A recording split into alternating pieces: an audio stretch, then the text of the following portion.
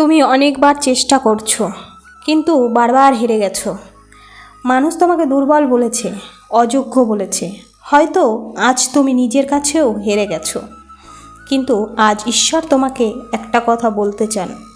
জীবনে এমন সময় আসে যখন সব দরজা বন্ধ মনে হয়।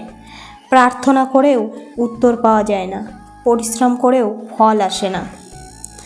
তখন মনে হয়, আমি কি সত্যিই কোনো দিন সফল হব? হ্যাঁ, হবে। কারণ ঈশ্বর তোমার ব্যর্থতা দেখছেন না, তিনি দেখছেন তুমি কতবার পড়ে গিয়েও আবার উঠছ। হে প্রভু যিশু, আজ যারা বারবার হেরে গেছে, যারা ভিতরে ভিতরে ভেঙে পড়েছে, তুমি তাদের হৃদয়ে নতুন শক্তি দাও। যারা চাকরি পাচ্ছে না, যাদের ব্যবসা চলছে না, যাদের সম্পর্ক ভেঙে গেছে, তাদের জীবনে নতুন দরজা খুলে দাও।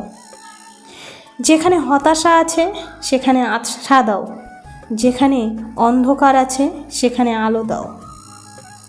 প্রভু, অনেকেই আজ হাসির আড়ালে কান্না লুকিয়ে রাখছে।